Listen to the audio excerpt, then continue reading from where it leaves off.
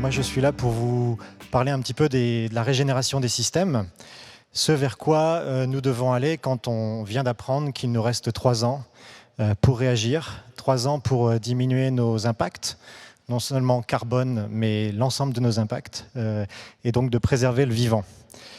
Et donc on va apprendre à préserver le vivant, j'espère dans les 20 minutes qui vont suivre, ça va être un petit peu un challenge. Mais l'idée, c'est de dire, voilà, il va falloir aller non seulement vers des systèmes régénératifs, donc aller au-delà de ce que l'on connaît de l'économie circulaire aujourd'hui, et non seulement y aller très rapidement, et y aller avec beaucoup d'empathie. Et on va voir que la régénération des systèmes ne pourra pas se faire sans empathie. Alors ici, ce que vous voyez, c'est ce qu'on appelle communément dans notre époque un arbre. Et en fait, ça n'est pas un arbre, c'est un système. Ce que vous voyez ici, c'est le système le plus évolué, le plus avancé de la collaboration et de l'abondance diffuse. En fait, c'est tout un système qui va générer des énergies, qui puise l'énergie renouvelable, qui la transforme sous forme de flux, et l'ensemble de ces flux va s'échanger non seulement avec l'ensemble du vivant, de la faune et de la flore en surface, mais aussi l'ensemble du vivant en sous-sol. Et en fait, 80% des arbres, des branches, des feuilles et des fleurs de cet arbre ne sont pas faits pour la survie même de l'arbre. Elles sont faites uniquement pour collaborer avec l'ensemble du vivant sur Terre. Et donc, toutes ces feuilles et toutes ces fleurs et toutes ces branches sont faites pour préserver les oiseaux, préserver les insectes, nourrir la faune et la flore en surface, ainsi que la faune et la flore en sous-sol. Et donc là, vous voyez bien qu'on est en face d'un système extrêmement collaboratif qui ne puise ses ressources que dans l'abondance et que dans la régénération de l'abondance de la vie sur Terre. Alors ici, c'est un graphique qui paraît un petit peu complexe, mais je vais vous le détailler. En bas à gauche, vous avez un petit peu la période dans laquelle on est et la période que l'on vient de quitter, mais on y est toujours à peu près. On sort des systèmes dégénératifs, là où on va puiser énormément d'énergie. Et donc vous voyez ici, en bas à gauche, donc, toutes les solutions plus énergivores. Et on va évoluer en haut à droite vers les évolutions les moins énergivores. Et sur les côtés, vous voyez notre niveau de compréhension du vivant sur Terre. En fait, il est très très fragmenté. On vient d'un monde où la compréhension était très très fragmentée. Aujourd'hui, on est toujours dans ce monde où on ne comprend pas les systèmes du vivant. On pense qu'on va survivre grâce à la technologie. La technologie va sauver le vivant et va sauver l'humanité. Et donc on est encore un petit peu loin, on est toujours dans cette case en bas à gauche, ce qu'on appelle l'économie linéaire. D'accord ? On est dans une économie où on extrait, on produit, on utilise, en espérant que l'obsolescence programmée va faire en sorte qu'on utilise encore plus, avant de jeter. Et donc en économie linéaire, on a inventé le recyclage. Et donc vous entendez toute la journée que le recyclage, c'est la panacée. Et en fait, le recyclage vous amène à toujours plus de consommation. Et donc ça, on est toujours dans ce monde-là de l'économie linéaire, et on est en train de le quitter pour aller vers une économie circulaire. Donc ce monde qui va nous faire basculer un petit peu entre le bas du graphe et le haut du graphe, vers cette économie régénérative que l'on prie de tous nos cœurs. Et donc l'économie circulaire, l'économie est toujours au centre du concept de l'activité humaine, mais on est en train de la quitter petit à petit. On va vers des sociétés restauratives et des sociétés plus inclusives. En tout cas, on l'espère. Et enfin, la troisième étape, c'est ce qu'on appelle les modèles de vie régénératifs. Alors, modèle avec un S, parce qu'il y aura plusieurs styles de vie régénérative dans le monde, en fonction des cultures, en fonction des croyances, en fonction des peuples qui habitent différentes géographies du monde. Et là, on quitte les règles économiques pour aller vers des règles écosystémiques. Là, c'est le vivant qui prime, et c'est le vivant qui est dans la raison d'être des entreprises de demain. Et donc, vous voyez, on va vers plus d'énergie, moins d'énergie, de systèmes énergivores et plus de respect non seulement de l'humain, mais de l'humain au centre des groupes d'autres espèces qui vivent sur Terre. Donc voilà un petit peu pour la technicité de ce graphe. Le slide suivant, s'il vous plaît. Et donc là, vous voyez comment on va aller vers cette régénération des systèmes, et si je suis un chef d'entreprise, comment je m'y prends, et comment on va réfléchir, comment on va voir ces perspectives de la régénération des systèmes, et comment je vais pouvoir développer mon activité. Alors là, vous voyez une pomme. Si vous interrogez vos enfants, ils vous diront que la pomme, elle vient du supermarché. Et en fait, vous, la première chose que vous allez penser, c'est comment elle est produite, cette pomme. Et en fait, vous allez voir ce petit tracteur qui produit la pomme, qui va apparaître là, voilà, sur l'écran. Et donc, le tracteur, le pommier, et on va faire des pommes. Donc ça, c'est la façon avec laquelle on réfléchit en économie linéaire. Et en fait, ce vers quoi on devrait être amené, c'est cette perspective écosystémique autour du vivant de la pomme. Comment cette pomme fait pour exister sur Terre? Elle a besoin des abeilles, elle a besoin de différents insectes, elle a besoin d'une foultitude d'activités. Et quand vous apprenez à avoir cette vision écosystémique, ben vous voyez une multitude d'opportunités économiques qui s'offrent à vous. Et en fait, il va falloir, sur les graphes de droite du slide, passer des anciennes relations, la relation où on a un projet, on a une entreprise, on a des partenaires, on a des parties prenantes, et on va être dans une relation transactionnelle où ces parties prenantes, on va les récompenser, on va étudier les coûts et les bénéfices avec ces parties prenantes. Donc ça, c'est la relation toujours actuelle, je l'appelle ancienne, mais elle est toujours actuelle, vers les relations de demain qui seront plus des relations de réciprocité, où vous aurez une foultitude de différentes activités décentrées qui vont s'entretenir et qui vont générer des bénéfices mutuels. Donc ça, c'est ce vers quoi il va falloir aller en tant qu'entreprise, quitter ce monde de je suis l'entreprise avec mes parties prenantes, vers un monde où nous sommes toutes des parties prenantes qui génèrent des bénéfices mutuels. Le slide suivant. Alors, encore une fois, comment fait-on? Prenons un exemple. Et si on devient ces leaders systémiques, écosystémiques demain, qu'est-ce qu'il va falloir faire et comment il va falloir visionner tout cela? Alors, ici, on va prendre l'exemple de la brasserie, parce que, encore une fois, je ne suis pas l'expert du textile et c'est vous les experts, à vous de vous projeter un petit peu dans cette perspective. Alors, la bonne brasserie du Nord, qu'on connaît bien, où on va, donc pour mettre en place cette brasserie, on va faire intervenir des flux, de l'eau, de l'orge, du houblon, et on va faire cette bonne bière artisanale, et on va vendre cette bière. Donc là, on est toujours dans notre perspective linéaire, où même si la bière artisanale est la meilleure du monde, on est confronté à des centaines de bières artisanales. Et donc, on est encore dans ce monde de la compétition, et non dans ce monde de la collaboration. Alors, comment évoluer vers ce monde de la régénération? On va visionner notre business, notre activité économique comme sous forme de flux. Donc, tout est des flux entrants et des flux sortants. Et donc, tout ce qui sort de la brasserie, de l'activité économique de la brasserie, ce sont mes céréales qui ont été réutilisées, que je peux utiliser dans une champignonnière. Peut-être que j'aurai besoin de flux entrants pour faire mes champignons. Tous les céréales et l'eau résiduelle va être filtrée pour peut-être alors une activité de porcherie. Ça, c'est l'exemple ici, mais c'est pas forcément la meilleure des activités. Mais aussi, l'eau filtrée peut aussi alimenter un méthaniseur qui va récupérer les eaux usées des villes et générer du gaz pour la ville. Ce méthaniseur va venir alimenter un bassin d'algues, des algues qui peuvent être des alternatives aux bouteilles plastiques.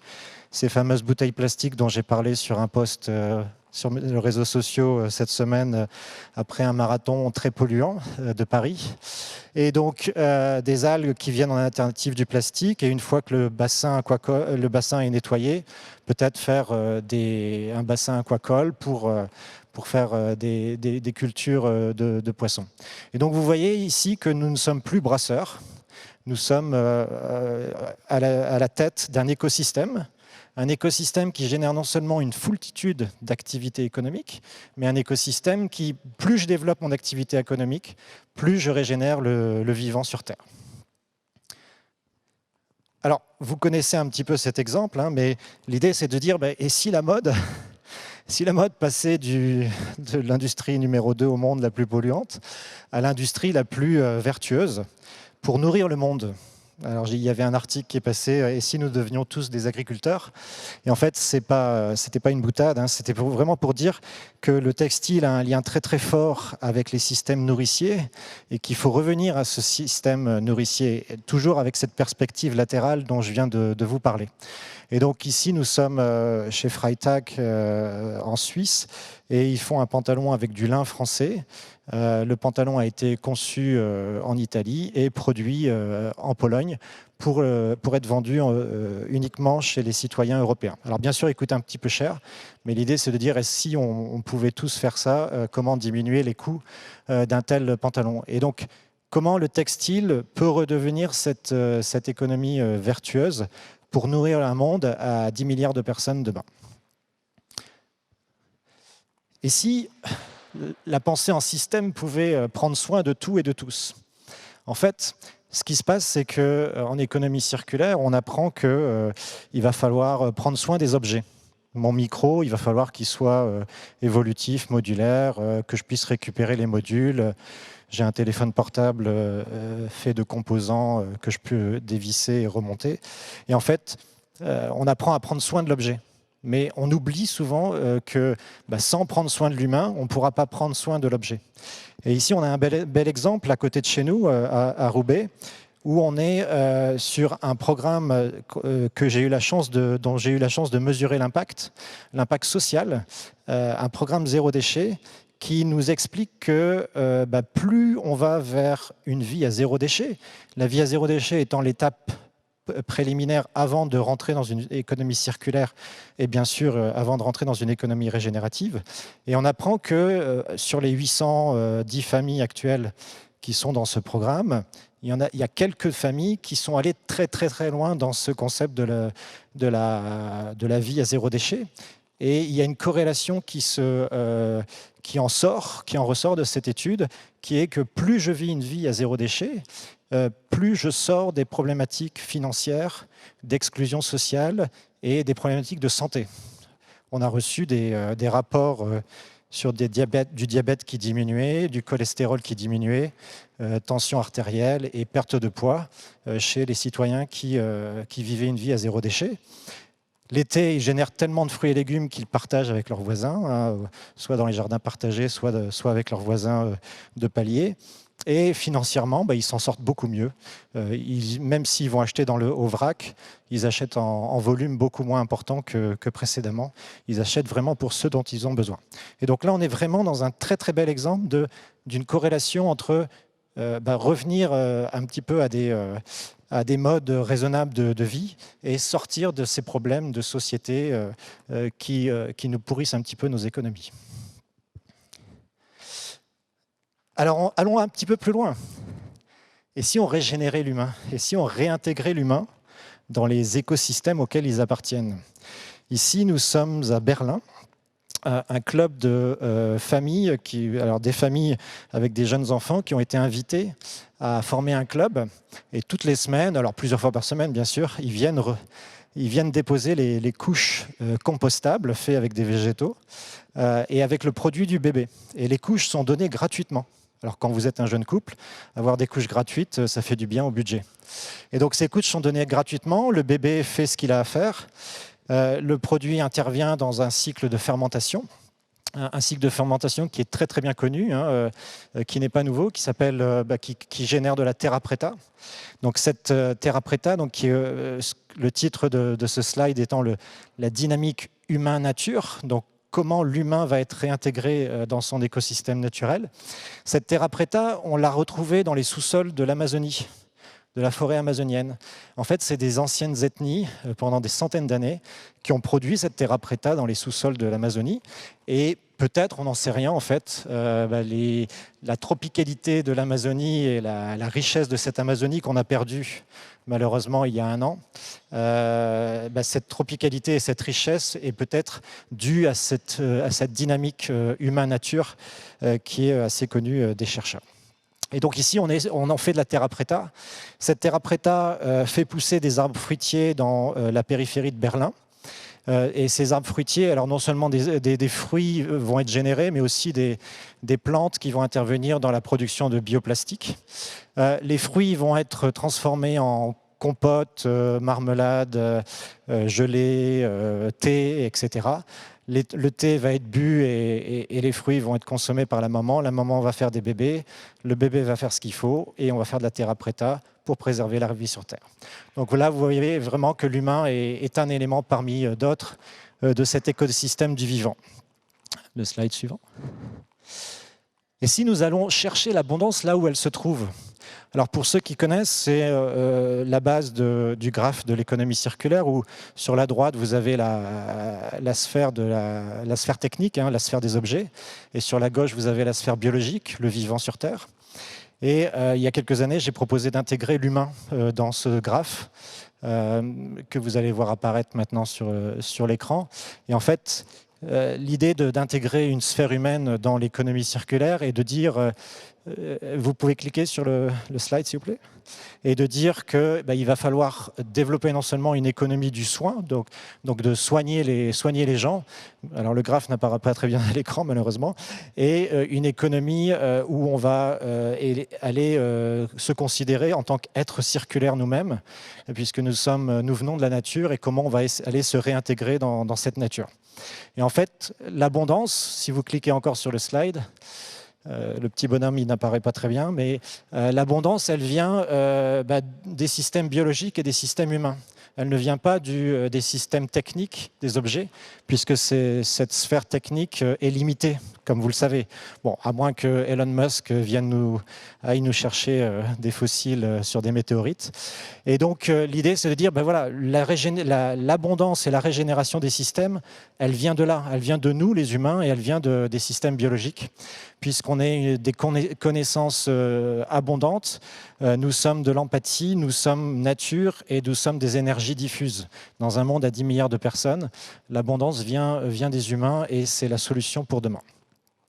Le slide suivant. Et donc, juste pour terminer cette présentation, c'est une invitation à demain mettre le vivant au cœur de la raison d'être des entreprises. Puisque demain, l'entreprise sera un des chaînons qui va nous amener à préserver la vie sur Terre. Je vous remercie. Merci beaucoup Alexandre de nous avoir éclairé sur l'économie régénératrice. Est-ce qu'il y aurait des questions ?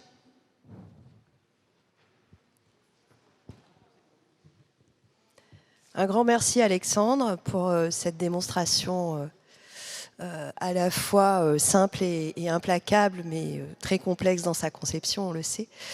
Est-ce que tu aurais une recette pour convaincre les dirigeants d'entreprise? Parce que maintenant, on est dans un stade où il faut vraiment avancer.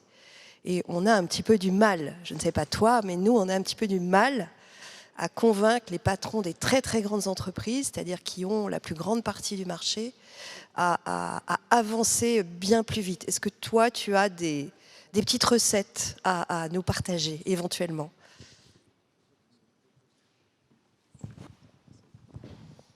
Alors, les recettes, celui qui en a... alors, les recettes, en fait, il faut montrer les nouvelles opportunités. Hein. Je pense qu'il y a pas mal de choses qui se passent dans les Hauts-de-France au niveau de la région, au niveau de certaines villes dont j'en ai nommé ici, qui permettent de voir l'économie sous forme de flux. Et donc, quels sont les flux entrants et quels sont les flux sortants. On a des grands leaders, hein, je pense à OVH et autres, qui ont compris cette perspective-là et qui étudient un petit peu comment je peux, alors dans un premier temps, échanger des flux de chaleur, des flux de matière, des flux d'énergie, des flux etc., des échanges de principes gratuitement. Dans un premier temps, c'est souvent gratuit. Mais plus les flux évoluent et plus on a une bonne compréhension des volumes de ce qu'on appelait dans le temps, mais toujours maintenant, le déchet et ce qu'on va appeler demain des ressources non utilisées. Si j'ai autant de tonnes de textiles ou de chutes, etc., que je génère par mois, qui va pouvoir les récupérer? Alors, dans un premier temps, peut-être dans un échange de bons principes, mais dans un second temps, on va s'échanger non seulement de la matière, de la connaissance, des perspectives nouvelles, une vision qui peut être au niveau de la ville, de la région ou de la biorégion. Et en fait, on va comprendre, on va évoluer un petit peu vers ces relations dont je parlais, de réciprocité, où on n'est plus un acteur avec des partenaires, mais bien un acteur parmi d'autres qui ont des bénéfices mutuels. Et en fait, il faut rendre visibles ces bénéfices mutuels. Et donc, c'est du long terme, malheureusement, oui. Merci. Alors, ce qui est intéressant, Annick, juste pour rebondir, c'est qu'on est dans un monde qui est sous pression. Alors, sous pression écologique et sous pression économique et sous pression énergétique. Et c'est quand on est sous pression qu'on réagit le mieux. Donc, quelque part, merci le Covid. Bon, je ne vais pas dire merci la guerre, mais c'est là où on réagit le mieux quand on est face au mur. Et on espère que les entreprises vont évoluer rapidement. On aura une autre question. Oui, merci. La question suivante, en fait, c'est le niveau supérieur. C'est comment on convainc les investisseurs qui sont spécialistes du greenwashing de mettre de l'argent dans ces systèmes-là et qu'est-ce qu'on va leur donner comme ROI, puisque c'est le mot à la clé, et comment on va mesurer en fait les KPIs, puisque c'est les mots aussi dont ils parlent tout le temps. Donc, comment on peut faire un lien avec les grands industriels et l'investissement, je dirais, à impact? Alors, pour cela, il faut... alors, moi, par exemple, pour le programme Zéro Déchet de la ville de Roubaix, j'ai pas utilisé le ROI, j'ai utilisé ce qu'on appelle le SROI, le Social Return on Investment. Donc, une façon de dire, ben voilà, il y a de la valeur qui est créée au-delà du retour financier, et je vais vous aider à identifier cette valeur. Alors, c'est toujours un petit problème de monétiser des valeurs intangibles, mais c'est ce vers quoi on va pour pouvoir parler au board, aux équipes managériales, aux investisseurs, quels sont justement ces bénéfices mutuels qu'on peut reconnaître en utilisant leurs outils, les ROI, etc.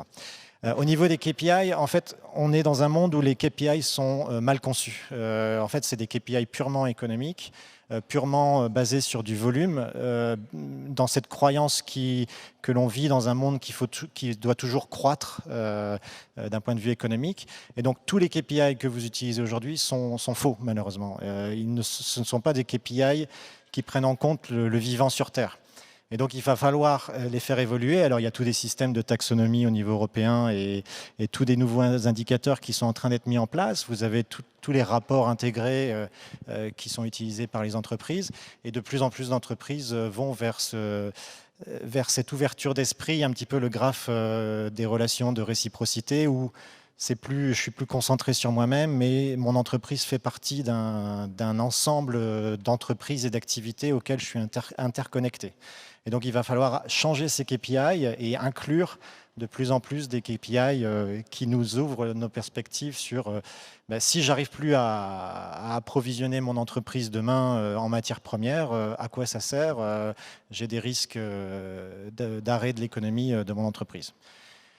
Donc voilà, donc c'est un petit peu ce à quoi je suis confronté avec mon employeur, Anthesis, qui est un groupe international et qui répond à ces problématiques-là. Mais il faut beaucoup d'experts, il faut des investisseurs à impact en face qui comprennent un petit peu les challenges et qui comprennent un petit peu les exemples que j'ai montrés. L'entreprise peut régénérer le vivant et en même temps avoir un retour économique sur investissement, mais il faut qu'elle le comprenne, quoi. Il faut qu'elle comprenne que il ne faut plus être efficace. On est allé trop loin dans l'efficacité et pas assez dans l'efficience. C'est-à-dire, comment demain l'eau va repartir dans mes usines pour que je puisse faire du textile? Elle va arriver de où, l'eau? Est-ce que je la prends des humains ou est-ce que je trouve un système équilibré pour que les humains peuvent avoir à boire et en même temps porter des vêtements?